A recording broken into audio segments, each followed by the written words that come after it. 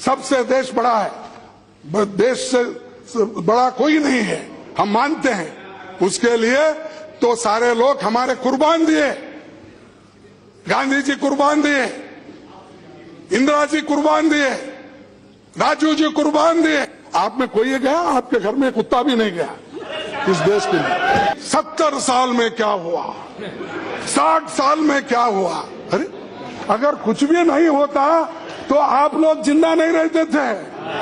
अगर कुछ भी नहीं होता इस देश में प्रजातंत्र नहीं बसती थी। अगर कुछ भी नहीं होता तो इस संविधान की रक्षा नहीं होती थी। अगर किसी ने किया इस देश के संविधान को बचाने का काम, लोकतंत्र को बचाने का काम अगर किसी ने किया, हमने किया। इसीलिए आज मोदी साहब यहाँ पर एक गरीब कुटुंब से आते हुए भी इस देश के प्रधानमंत्री बने। इसका क्रेडिट किसको जाता है? तो डेमोक्रेसी को जिंदा रखने वाले कांग्रेस पार्टी को जाता है। और हमसे पूछ रहे हो हमने क्या किया देश के लिए? हमने क्या किया? अरे हमने इसीलिए अरे उस वक्त तो डिक्लेयर्ड इमरजेंसी थी, उस वक्त तो डिक्लेयर्ड इमरजेंसी, आज तो बगैर डिक्लेयर इमरजेंसी है। अरे कोई पत्रकार ठीक बोल नहीं सकता, कोई टीवी वाला सुन नहीं सकता, कोई लोग जोर से बोल नहीं सकते और अपने धर्म के अनुसार वो चल भी नहीं सकते। अगर चले तो वो बोलते हैं सनातन धर्म के खिलाफ है। मैं बोलता हूं सनातन धर्म आपके लिए है। आप में वीरेंद्र सिंह जी, आप में और उनमें बहुत फर्क है। जो दयानंद सरस्वती जी और आप में सनातन धर्म में बड़ा फर्क है। स्वामी विवेकानंद आप में बड़ा फर्क है। अरे सुनो आप, मैं कहीं में हूं बाद में बताऊंगा, लेकिन आप जो बात करते हैं ना, ये देश को डुबाने की बात करते हैं, तोड़ने की बात करते हैं, समाज को तोड़ने की बात करते हैं। इन द नेम ऑफ सनातन धर्म you want that people should be divided. आप इस पे नहीं चल रहे। अरे एक तो आध्यात्मिक बात करते हो और दूसरी तरफ लोगों को तंग होने का, भगवान के नाम लेते हो इमोशनली एक्सप्लॉइट करने के लिए। तो इसीलिए ऐसा लूज टॉक मत करो, गंभीरता से बात करो ताकि देश एकजुट रहे। 8 नवंबर को रात में प्रधानमंत्री जी ने ये कहा कि 500 और 1000 रुपए के नोट आज से ये कागज के टुकड़े, इसका कोई महत्व नहीं है, आप कल से कोई इसको इस्तेमाल नहीं कर सकता, ये प्रधानमंत्री जी ने कहा। और लोगों में एक पैनिक क्रिएट हुआ कि भाई प्रधानमंत्री जी बोल रहे हैं 500 और 1000 के नोट ये एक कागज के टुकड़े हैं, इसको कोई कीमत नहीं। तो आप सोचिए मैडम, इसका मैसेज देश के गरीब जनता में क्या गया होगा और बाहर के देशों में क्या गया होगा। और यहां तक कि बहुत से इकोनॉमिस्ट, सारे इकोनॉमिस्ट इसको अपोज किए। वो बोले ये ठीक नहीं है, आपको अगर काला धन निकालना था तो रास्ते बहुत है आपके पास, कानून के हाथ बहुत लंबे होते हैं, आप कर सकते थे। लेकिन आपने किसको सजा दी? 86.5% करेंसी विड्रॉ करके रिजर्व बैंक में या बैंकों में सिर्फ 3.5 यानी 13.5% आप पैसे रखकर लोगों को तंग और तबाह कर दिए। लोग क्यों में ठहरे? कम से कम 110 लोग मर गए, 125 लेट है।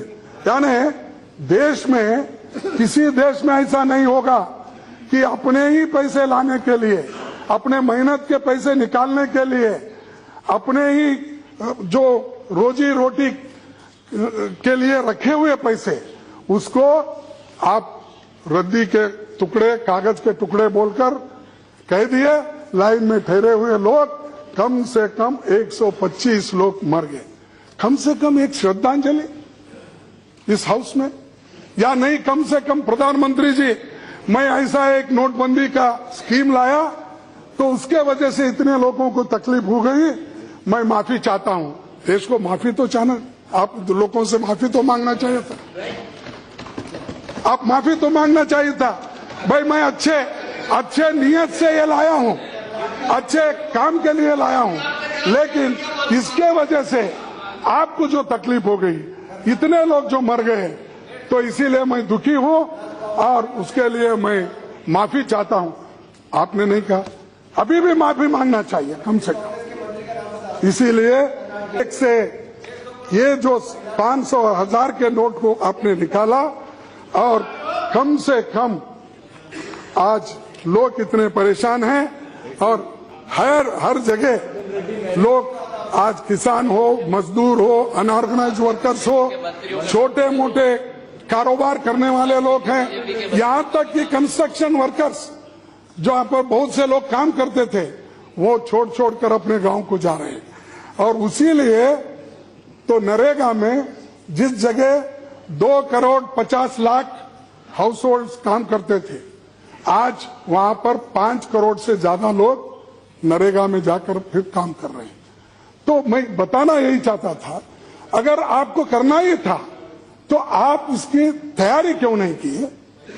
आप जितने नोट आप निकाल रहे हैं उसको तैयारी करके, उतने नोट की तैयारी करके कर सकते थे, आपको वो करना छोड़ दिए।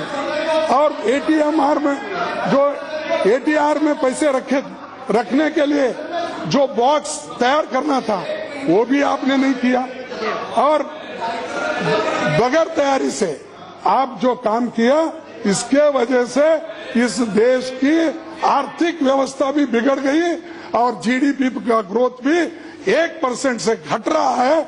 ये मैं नहीं कह रहा हूं, सारे इकोनॉमिस्ट कह रहे हैं। और इसीलिए ये बहुत बड़ा झटका बहुत बड़ा झटका आपने लोगों को दिया, इसके वजह से लोग परेशान हैं। और आपका मकसद ये था, क्या मकसद था कि 3 मकसद के लिए आपने इसको नोटबंदी लगाया था। एक, काला धन बाहर आने के लिए और फर्जी नोट बाहर लाने के लिए, आतंकवाद को फाइनेंसिंग जो होती है टेररिस्ट को, उसको कंट्रोल करने के लिए, ये 3 चीजों को, और करप्शन के लिए। लेकिन ये तीनों चीजें, क्या काला धन बाहर है? क्या फर्जी नोट कितने हैं? आपके जो राज्यसभा में क्वेश्चंस, जेटली साहब को जो प्रश्न डाला गया था, स्टार्ट क्वेश्चन, उसमें आपने कहा कि यह जो करेंसी है, फेक करेंसी, इस देश में 0.002%, यानी केवल 400 करोड़, यानी 18 लाख करोड़ करेंसी में 400 करोड़ सिर्फ फेक करेंसी आपने कहा।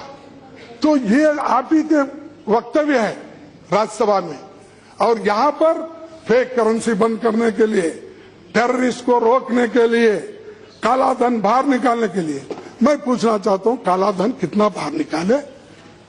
और रिजर्व बैंक हमेशा 8 दिन को एक फिगर देता था, अब उनकी भी बोलनी बंद हो गई, क्योंकि पाप बेचारे वो भी परेशान है, उनको मालूम ही नहीं नोटबंदी कब हो रही, कहां हो रही, कैसा हो रहा है। क्योंकि ये निर्णय जो लिए वो प्रधानमंत्री जी अकेले लिए, वो अपने कैबिनेट को भी कंसल्ट नहीं किए, अपने चीफ इकोनॉमिक एडवाइजर को कंसल्ट नहीं किए, और आरबी फाइनेंस मिनिस्टर को भी कंसल्ट नहीं किए। इसमें पहली बार ऐसा हुआ कि सरकार किसी को विश्वास में लेके ये काम नहीं की, इसीलिए ये स्कीम फेल हो गई। क्योंकि पहले तो ये कहे थे कि मैं 15 लाख रुपए हर एक के जेब में बाहर का पैसा लाके, जो काला धन है, बाहर का काला धन लाकर मैं हर एक के जेब में 15-15 लाख डालूंगा, ये उन्होंने कहा था इलेक्शन से पहले। और ये जुमला अब 15 लाख लोग पूछते हैं समझकर, 7 राज्यों में चुनाव हो रहे हैं, इसीलिए वो ये चाहते हैं कि लोग भूल जाना वो 15 लाख, तो इसलिए नोटबंदी, इसीलिए कैशलेस इकोनॉमी, अरे आप कितना करेंगे साहब? एक झूठ छुपाने के लिए 10 झूठ अगर बोलते गए तो ये क्या? तो आपने ये किया, फिर उसके बाद अपने कौन, अब हम ये चाहते हैं कि कितने लोग काला धन रखे हैं उनका नाम अब दीजिए, 500 करोड़ के ऊपर और कितने। मैडम स्पीकर, मैं प्रधानमंत्री जी के पास या जेटली साहब के पास उनका एप्लीकेशन लेके नहीं गया था। आपको कानून के मुताबिक जो एक्शन लेना है लीजिए।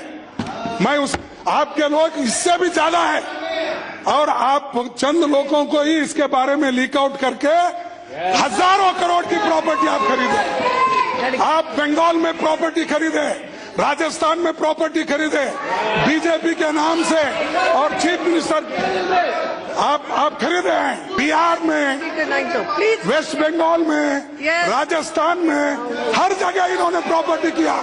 7-8 तारीख से पहले 1 महीने के अंदर जो कुछ इन्होंने किया, सरकार का इशारा उनको था, इसीलिए उन्होंने करोड़ों रुपए की प्रॉपर्टी खरीदी।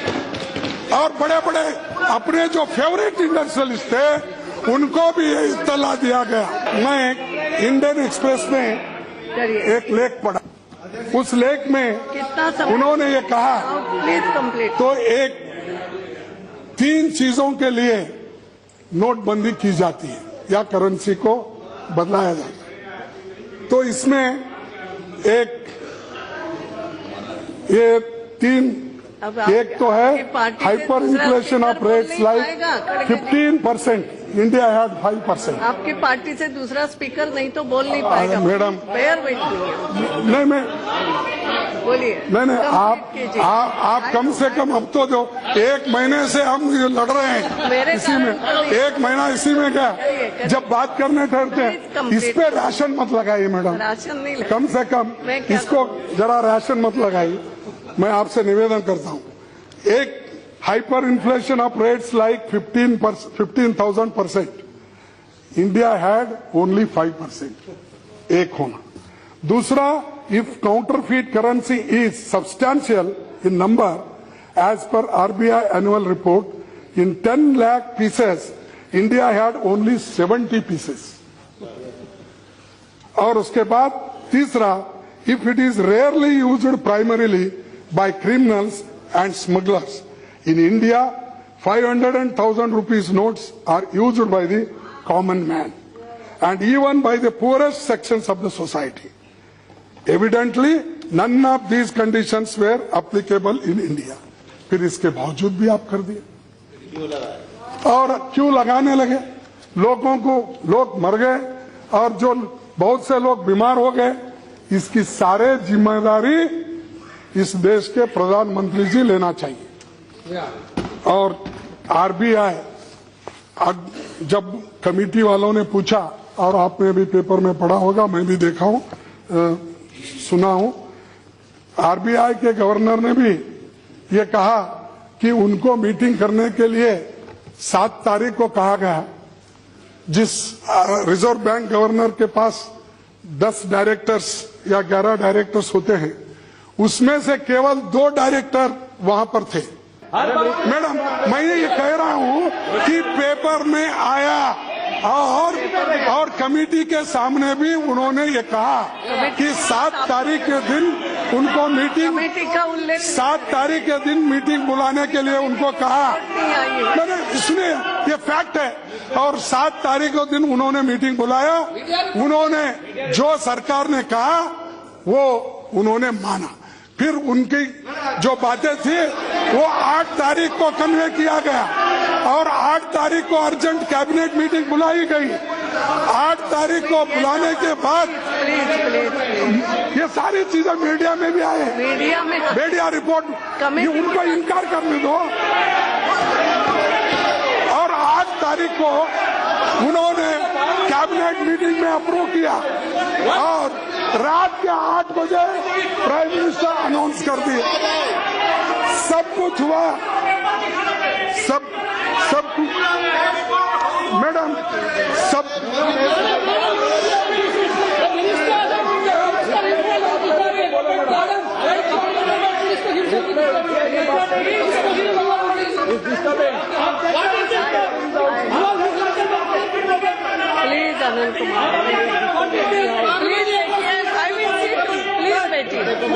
मैडम स्पीकर, बैठिए। ये सब कुछ हुआ 24 घंटे में।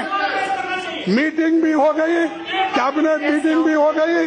प्राइम मिनिस्टर रात के ये 8 नवंबर को रात के 8 बजे अनाउंस भी किए, ये 500 और 1000 के नोट कागज के टुकड़े हैं, कल से काम नहीं आएंगे। हाँ, तो मैं कहना चाहता साहब, आप 8 तारीख को कागज के टुकड़े कहे, जब कानपुर में रेलवे का एक्सीडेंट हुआ फिर क्यों पुराने नोट दिए आप?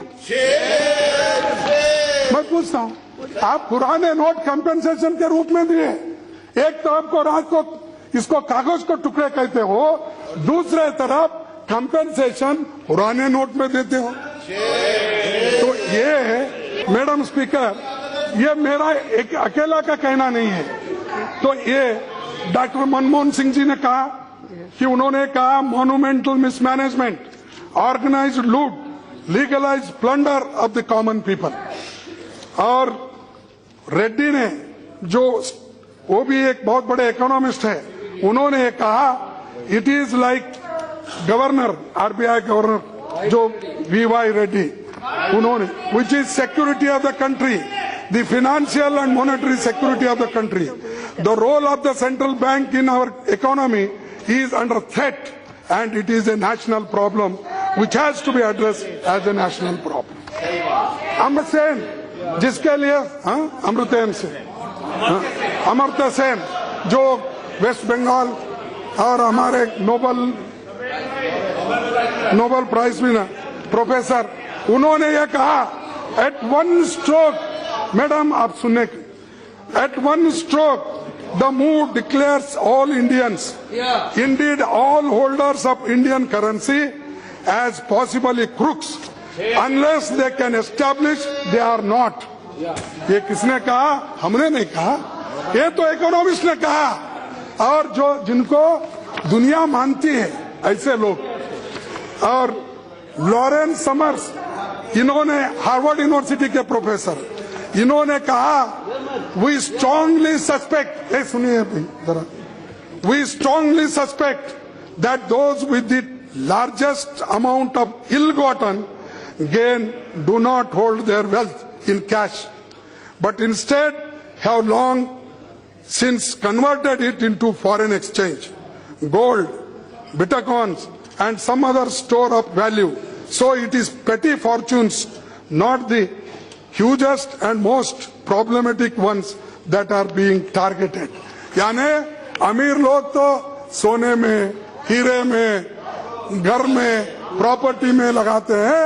इसका सबसे ज्यादा अगर किसी को नुकसान होगा तो गरीबों के लिए, आम आदमी के लिए। और प्रणब सेन, ये भी एक बहुत बड़े चीफ स्टैटिस्टिशियन और बहुत बड़े इकोनॉमिस्ट है, उन्होंने कहा considering the fact that the informal sector in India accounts for about 45% of gross domestic product and nearly 80% of employment, disruption of this liquidity can be very costly Indeed both in terms of growth and equity. इससे growth नहीं होगा और इससे नुकसान होगा और 80% से ज्यादा लोगों को इसका इफेक्ट होगा। तो ये उन्होंने कहा, हमने नहीं। उसके बाद स्टीव फोर्ब्स, इन्होंने कहा, chairman and editor in chief of Forbes media, what India has done is committed a massive theft, India has done is committed a massive theft of people's property without even the pretense of due process. He wrote, in this was a shocking move for a democratically elected government. हमको तो विश्वास में लेने की बात और, लेकिन अपने कैबिनेट को भी विश्वास में नहीं लिया। ऐसी चीजें कर बैठे, दुनिया के हर इकोनॉमिस्ट क्रिटिसाइज किया, लेकिन फिर भी बोलते हैं अच्छे दिन आएंगे, अच्छा काम करेंगे, सबका साथ सबका विकास। और अभिजीत बनर्जी क्या कहते हैं? उन्होंने ये कहा, I never understood the logic behind it. For one, why introduce ₹2000 notes भाई 1000 और 500 के आप निकाल रहे हैं, तो आप क्यों 2000 के नोट क्यों निकाल रहे हैं? मैडम स्पीकर, और एक मुझे थोड़ी हंसी आई परसों जब जेटली साहब अपना बजट भाषण दे रहे थे। उस वक्त उन्होंने कहा नोटबंदी के बाद इस देश में एक दंगा नहीं हुआ, एक फसाद नहीं हुआ, कोई कहीं गड़बड़ नहीं हुआ, ये उन्होंने कहा। यानी नोटबंदी होने के बाद आप गड़बड़ चाहते थे?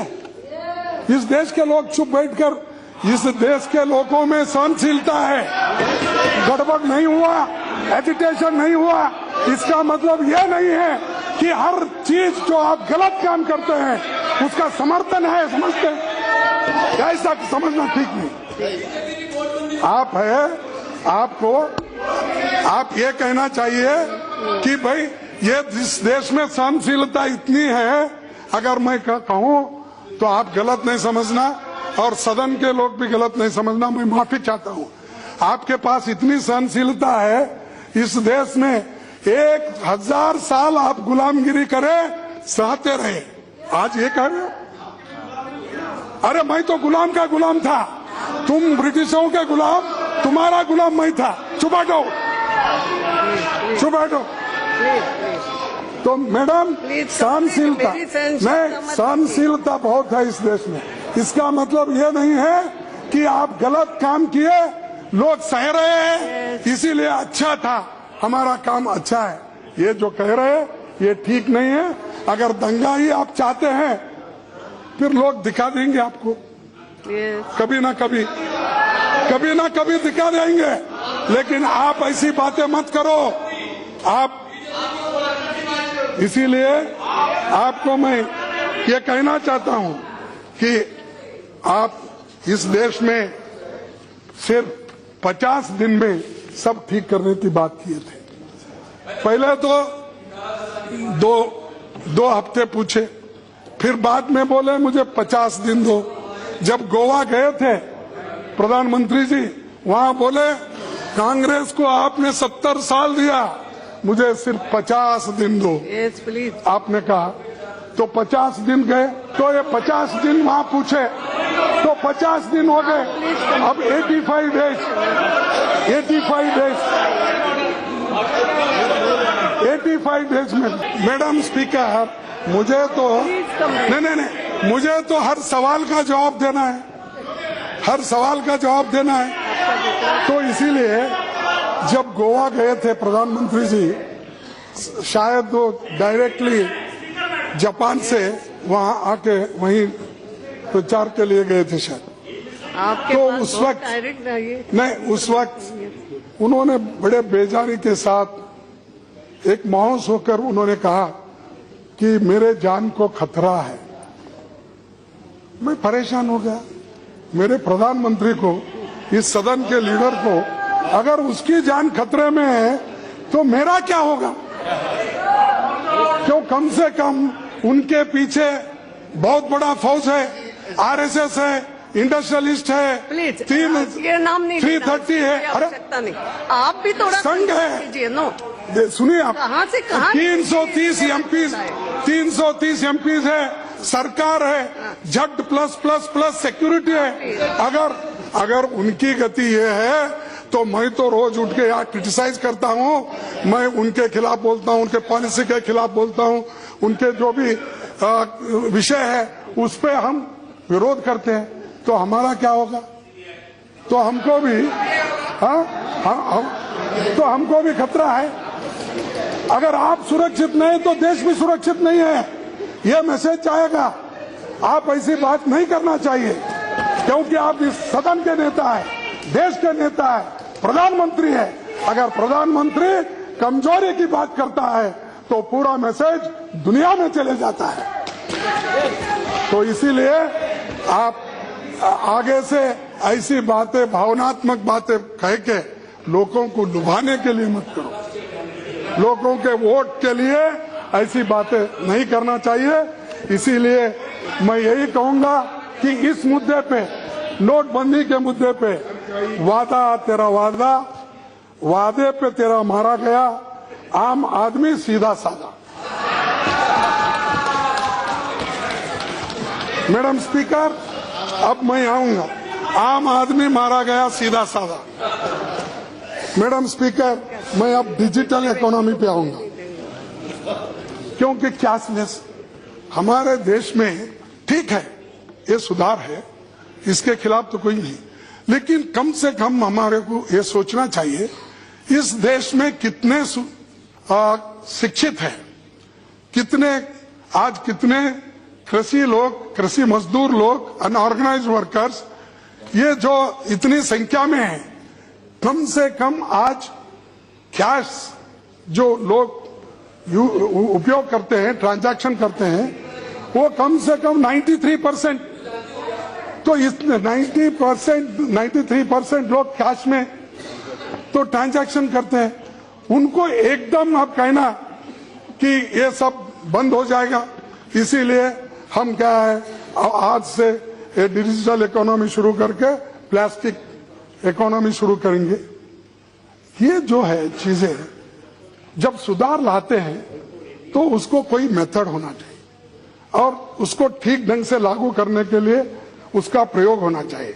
उसके बजाय आप 90% लोगों को परेशान करके क्या हासिल करने वाले।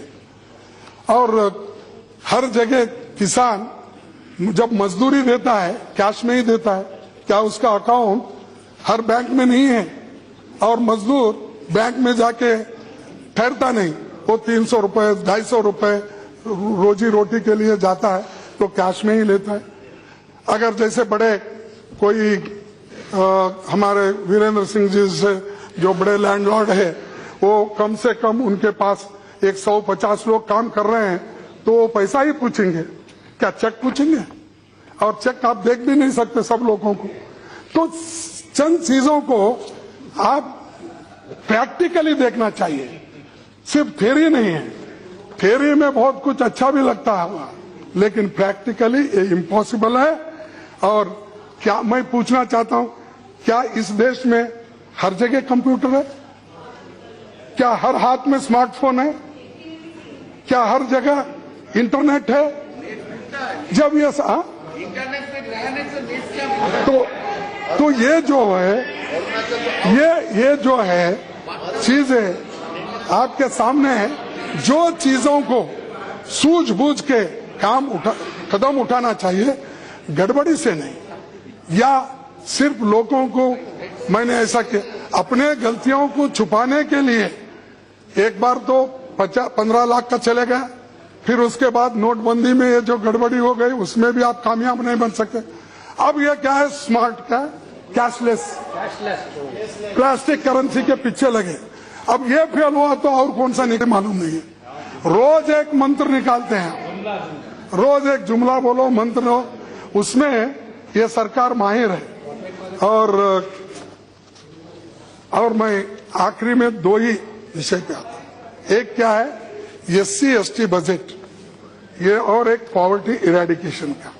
ये थोड़े इसमें मैं कहूंगा। जब यहाँ पर जेटली साहब बजट अपना यहाँ पर पेश किए थे, नहीं, अरे आपने तो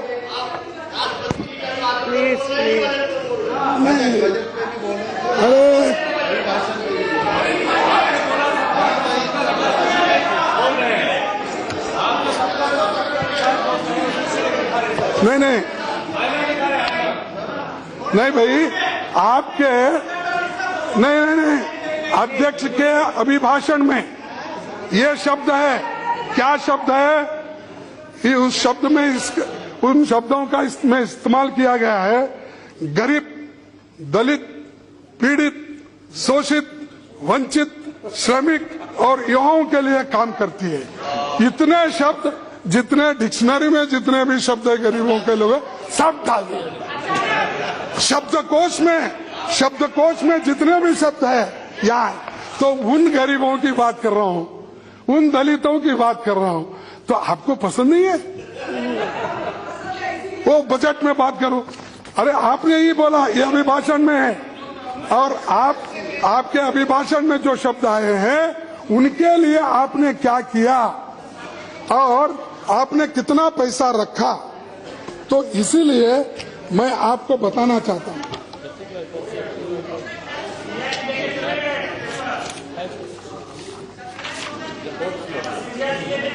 सिंधिया को नहीं देता रहा, नहीं, तुमको भी नहीं देता, उनको भी नहीं देता। देखिए, आप जरा इसको सोच सकते हैं। आप देखिए 12 और 13 में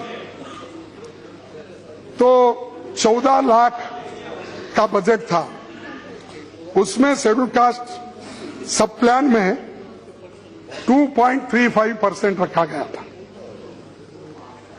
13 और 14 में 2.23% रखा गया, जब 15 लाख बजट था। 14 और 15 में 16 लाख बजट था, तो 1.81%। जब 15-16 का है, 17 लाख का बजट था, तो आपने रखा 1.71%। ये कम हुआ क्या ज्यादा? और 16-17 में 20 लाख का बजट था, तो उसमें आपने 38,832 रखा, यानी 2.03% रखा। और अब सुनिए, जो थपथपा रहे थे ना, उसीलिए बोलता हूं, 2018 के बजट में आपने 21 लाख के बजट में रखा 52,000, तो कितना हो गया? वो भी 21 लाख के मुकाबले में कितना परसेंट हुआ? 2.44%। कहां डबल हो गया भाई? ये क्यों लोगों को धोखा देते हो? क्यों झूठ बोलते हो? क्यों लोगों को सता रहे हो और कह रहे हो कि हमने डबल कर दिया, 52,000 रख दिया? कोई उठ के मुझे बार बार बोल रहा था, खड़गे जी, अरे ये फिगर है आपका, मैं दे रहा हूं आपके पास। 21 लाख में 52,000 का परसेंटेज कितना हुआ? 2.44। पहले 14 लाख था तो 2.35 था। तो नहीं, सुनिए आप, अरे 0.5 आप ज्यादा रख के मेरे को बोल रहे डबल रख के। तो सुनिए, मैं गर्व के साथ ये कहना चाहता हूं कि SCP special component plan population के हिसाब से कम इसको 3 लाख रुपए रखना चाहिए था, लेकिन कोई रखता नहीं, मुझे मालूम है। कम से कम 1 लाख रुपए तो इसके लिए रखना चाहिए था। 1 लाख करोड़, 1 लाख करोड़ तो इसके लिए रखना चाहिए था, वो भी नहीं। और बेस्ड ऑन पॉपुलेशन तो रख नहीं सकते थे आपके पास इस बार। नेक्स्ट, लेकिन based on population Andhra government, Telangana government, Karnataka government आज कम से कम पॉपुलेशन के हिसाब से एक का बजट 20-20 हजार करोड़ है। 3 स्टेट का अगर लिए तो 60,000 करोड़ एससी के लिए, और आपका बजट है 52,000, और हमने बहुत कुछ दिया और इस हिसाब से कर रहे वो। इवन शेड्यूल ट्राइब्स का भी 1.49%, पहले था 12-13 में 1.43 और 16-17 में 1.27%। अब आपने दिखाया है 1.49, और कहां डबल आया भाई? क्यों ऐसे झूठे वायदे करते हो? ऐसे जुमले बोल कर बाहर फिगर्स बता के लोगों का दिशाभूल कर रहे, उनको भ्रमित कर रहे हैं। अरे हम आने के बाद इतने राशि दी, कहां राशि आपकी? देख लीजिए।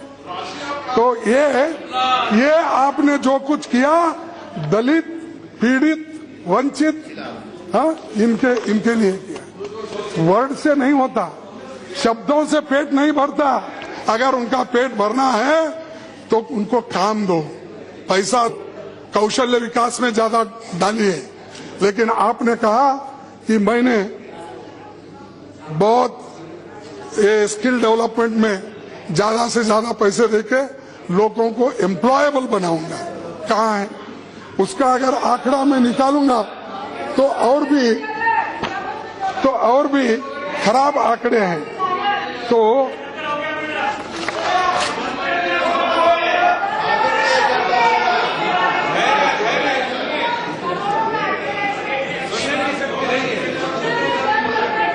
सर नहीं सुनो भाई, क्योंकि हमारे ऊपर क्रिटिसाइज आप करते हो तो यूपीए गवर्नमेंट कुछ नहीं की, लेकिन आपके चीफ इकोनॉमिक एडवाइजर, सुनिए आपके चीफ इकोनॉमिक एडवाइजर उन्होंने क्या कहा? मई 2015 में आपके चीफ इकोनॉमिक एडवाइजर का ही कहना है यूपीए के समय में 2005 और 2012 के बीच गरीबी कम होने की गति भारत के इतिहास में सबसे तेज रहा। और आपने आगे उन्होंने ये जो झूठा प्रोपेगेंडा आप कर रहे हैं, कुछ नहीं की, ये आप ही का है, ये आपके एडवाइजर का कहना है। और आगे उन्होंने क्या कहा? In the last few years our economy has not done as badly in reducing poverty as some people will have us believe. It was due to the fast GDP growth. This is Chief Economic Advisor जो advice करते हैं prime minister को, उनकी बात है मई 2015 में। ये भी झूठ है। तो ये जो है, अच्छा सत्य से दूर है क्या? सत्य से दूर है क्या? ठीक, वो देख लेंगे, वो देखेंगे। तो ये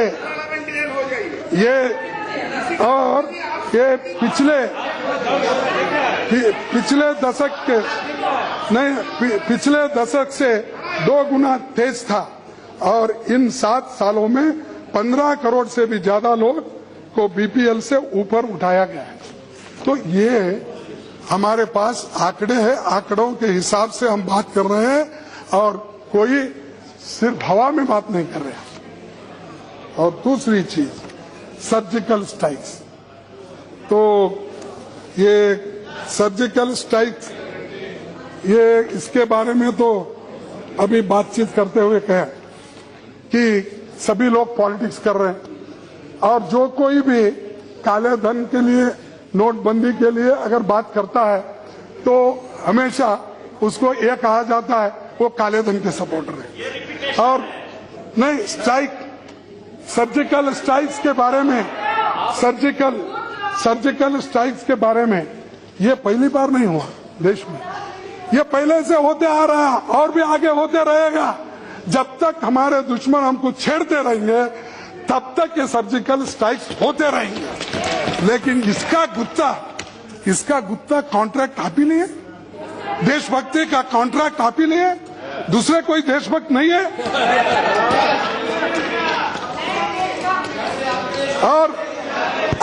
और मुझे और भी वो उतना ही नहीं, जब यूपी में पोस्टर लगे, कौन नवरत्न में एक रत्न, आप गोवा में बोले, किनको बोले? पर्रिकर साहब को बोले मैं अकबर के दरबार में 9 रत्न, उसमें मेरे पास भी पर्रिकर भी 9 रत्न में 1 रत्न है बोले। वो 9 रत्न सब जगह पोस्टर लगा लेके फिरे, कहा यूपी में। अगर मैं पूछना चाहता हूँ, ठीक है अगर वो, अरे ठीक है भाई 9 रत्न, मैडम स्पीकर, 9 रत्न में क्या, सुनिए आप, 9 रत्न में पर्रिकर एक राजा मान सिंह नहीं, डिफेंस मिनिस्टर अकबर के जमाने में राजा मान सिंह, ठीक है पर्रिकर राजा मान सिंह हो गए। और फाइनेंस मिनिस्टर राजा तोडरमल जेटली हो गए। अब बाकी के 7 कौन है आपके? बाकी के 9 रत्न, 7 रत्न कौन है? वो जरा मालूम, मैडम सबको मालूम होना चाहिए। तो हम उसी वक्त हमको भी मालूम होता, भाई ये मान सिंह है, ये तोडरमल है, ये सूरदास कालिदास है। तो ये सारी चीजें जो भी अरे मेरे पास लिस्ट है, पढ़ो बोले तो पढ़ता हूं मैं। अरे फैज से लेकर सब सारे लोगों का है जो भी, इसीलिए ये मैं पढ़ के आपको सुनाता हूं। तो इसीलिए मैडम आज जो ये सर्जिकल स्ट्राइक हुआ तो इसका क्रेडिट आप ले रहे हैं, ये लेने की जरूरत नहीं है। ये सारे देश के जवानों ने जो अपनी जान कुर्बान देकर इस देश की रक्षा करने का जो बीड़ा उठाया है, जो काम कर रहे हैं, उनके लिए हम सभी लोग उनके साथ हैं, पूरा देश उनके साथ है।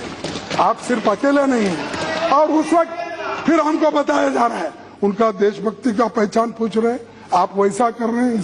अरे हम आपका पूछ रहे हैं भाई, सर्जिकल स्ट्राइक में आप क्यों गलती की, आप टाइमली क्यों एक्ट नहीं करे, आप और जम्मू कश्मीर की सरकार मिलके इसको ठीक ढंग से क्यों नहीं लेके गए, ये हम आपको पूछ रहे हैं। तो हमारे देशभक्ति पे आप सवाल कर रहे हैं। तो ये जो चीजें हैं आपको इसके बारे में नहीं कहना चाहिए, क्योंकि विपक्ष जितना जिम्मेदार आप है उतने ही जिम्मेदार अपोजिशन पार्टी भी है देश के लिए, और हम मिलकर लड़ेंगे, उसमें कोई दो बात नहीं है। लेकिन आप किसी को बदनाम करके, किसी को कुछ कह के, देशद्रोही कह के, काला धन वाला कह के, ये अगर आप उनकी छवि को खराब करने की कोशिश किए तो ये अच्छा नहीं होगा। कल आपको इसी शब्दों में लेना पड़ेगा। और तीसरी चीज,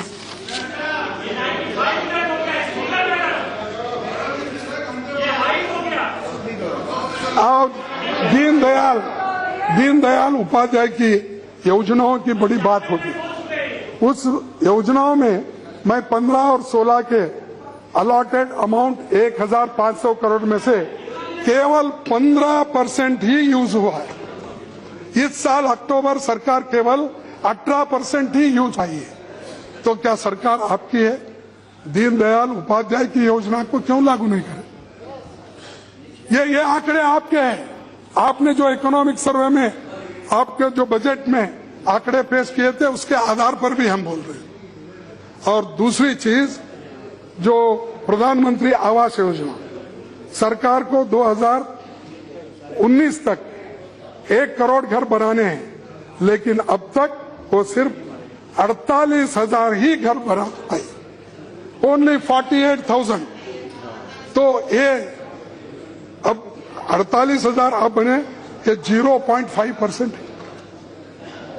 तो आप ही देखिए, आपके सरकार के आंकड़े ये बताते हैं कि सरकार तेजी से नहीं चल रही है, आहिस्ता चल रही है। और इसके बावजूद भी आप अपना प्रशंसा कर ले रहे हैं, कह रहे हैं कि हम बहुत तेजी से भाग रहे हैं, पीछे के लोग कुछ नहीं करे, हमने ये किया।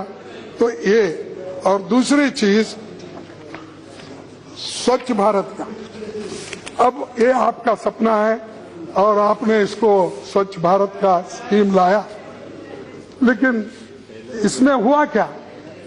आपका रूरल एरियाज में लक्ष्य था 11 करोड़ 11 लाख टॉयलेट्स बनाने का। अब तक सरकार ने सिर्फ 2 करोड़ 7 लाख टॉयलेट्स बनाई। तो आप बताइए, अब 2 साल बचे हैं, अब 2 साल में क्या 9 करोड़ आप बना सकते हैं? 2 साल में अगर आप उससे भी ज्यादा बनाना है तो 2.5 साल में क्यों नहीं बनाए? तो ये सुनिए, तो इसीलिए। और दूसरी चीज मैडम, बेटी बचाओ बेटी पढ़ाओ, ये आंकड़े 2011 से 2013 तक यूपीए सरकार के समय गर्ल्स एनरोलमेंट रेशियो 48.4% पहुंच गया था। अब क्या है, सरकार के आने के बाद ये 48.2%। तो इसीलिए इसमें गिरावट आ गई है। तो हर चीज में आपकी गिरावट है। कहां दलित, पीड़ित, वंचित महिलाएं, उनका उद्धार होगा, उनका उद्धार होगा। और आप जॉब की बात करें, आप जॉब की बात करें। नहीं नहीं, दो मिनट, तो ऐसा मत बोलना, मैं वेणु को दो मिनट नहीं नहीं नहीं, और एक बात नहीं नहीं, आप सुनिए 2 मिनट में। तो यू के प्रधानमंत्री जी ये कहे कि हर साल 2 करोड़ जॉब्स हम देंगे, लेकिन अब तक 2 करोड़ तो छोड़िए, बोले तो अब 3 साल में कम से कम 6 करोड़ देना था, नहीं तो 5 करोड़ तक आना चाहिए। लेकिन आपने कितने जॉब दिए? 1,50,000 करोड़। जिस जगह 5 करोड़ देना चाहिए था, 1,50,000। और ये जुमला हर साल 2 करोड़ का बात करके आप अगर 1,50,000 जॉब क्रिएट किए तो क्या आपको शोभा देती है? क्या आपकी सरकार सही ढंग से चल रही है? क्या ये सब जुमले बन गए? और यस नाउ यस हो गया ना। यस और दूसरी चीज, no now I will take his name, otherwise please complete, please please. अरे आप यही से कंप्लीट। मैडम, और एक देखिए, stand up India, stand up India ये SC/ST के लिए स्कीम है, जिसमें क्या है, प्राइम मिनिस्टर ने घोषणा की 2,50,000 लोगों के लिए एम्पावर करने के लिए, लेकिन इसमें हुआ है सिर्फ 15,000 लोगों का फायदा हुआ, तो इसमें वो भी नहीं। फिर उसके बाद में मैं आप उनके नोटिस में लाना चाहता हूं, ये बुकर टी वाशिंगटन एक बात कहे थे। उनका ये कहना था कि वहां के निग्रो लोगों को अगर एम्प्लॉयबल बनाना है तो स्किल डेवलपमेंट की जरूरत है, तो इसीलिए उन्होंने बहुत से जगह एक स्किल डेवलपमेंट में बहुत से जगह अपने वर्कशॉप खोले, और उस वर्कशॉप में निग्रो बच्चों को उन्होंने शामिल करके लाखों लोगों को ट्रेनिंग दी। तो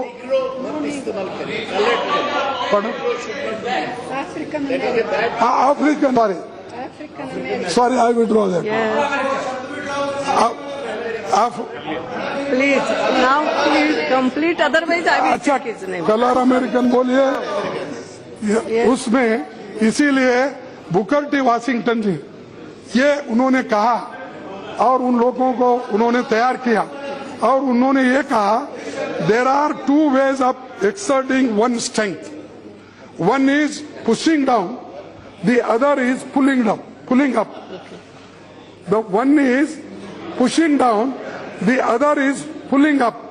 अब आप पुलिंग अप का काम कर रहे हैं, लेकिन पैसे कहाँ हैं?